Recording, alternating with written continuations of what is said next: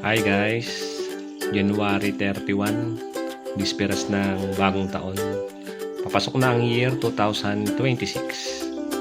I-update ko lang ang sarili ko dito sa aming ginawang setup ng aquarium. May isang buwan na yung nakalipas eh. Simula nung na sinetup namin to. Yung natural na boses ko eh. Maraming nadagdag, may mga nawala din. Yan, gamit yung yung topsoil sa labas. Ayan o.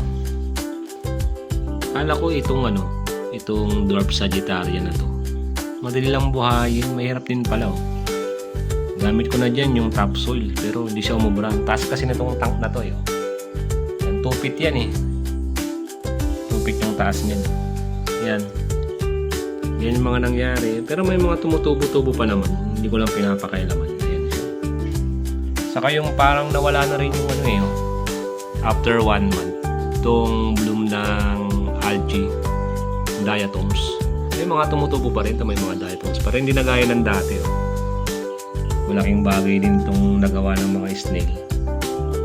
Yan yung mga snail. Hindi pa naman sila lang dumadami. Yan.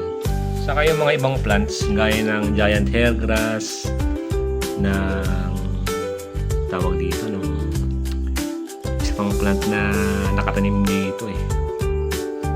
Kalimutan ko na yung tawag. Yun, hindi rin umubra eh. Hindi rin umubra, nalusaw din eh. So, palusaw na rin itong hindi ko alam. Tingin ko nagsusurvive pa itong na to eh. Itong Amazon sword. Yan siya. Pero ito, wala na. Tanggalin na ito mamaya. Ito, wala na talaga siguro to. Tunaw na siya eh. Pero itong mga creeping jenny, itong creeping jenny creeping jenny matibay hindi siya nalusaw yun pa rin siya as is. Pero mga papayat yung stem. Papayat naman talaga siya nung nakuha namin. Itong bakupa hindi masyadong maganda yung bakupa. Marami kasi siyang yung binigay sa amin. Maraming flowers. Hindi naman niya nabubuhay yung flowers sa submerge eh. Itong freebie na binigay. Yan yung iba ito katulad nito. Tunaw na yung niya. Yung stem niya dito. Pero buhay pa siya i-replant lang siguro. Gaya na itong isa ito. Tatlong dito sila. Tumaas naman sila kahit konti. After 1 month. Ito, tunaw siya dito. Yan. Tapos sinignan ko sa mga moss. Yun, sinigit ko na lang. Yung ibang moss nahihigop ng siphon eh. Pero yung mga moss Christmas moss na siya sa gilid-gilid. So, ako, ginawa ko. Gusto ko kasi maging siya, boses siya para siyang jungle type. Ito lang ginawa ko, nilagyan ko na lang siya ng hydrilla. Itong hydrilla, pang 3 araw na ito i-insert ko lang siya nung unang setup ko.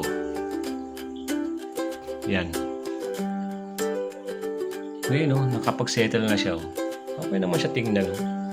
Di ba? Hard work, nandyan pa rin siya. Yung mga nabawas sa isda, siguro mga 5 sila 5. 5 yung nabawas kasi nabubulin itong survey ayos yung quality ng tubig dito sa amin walang problema. Wala kasing chlorine yan kaya ayos siya, malinaw pa rin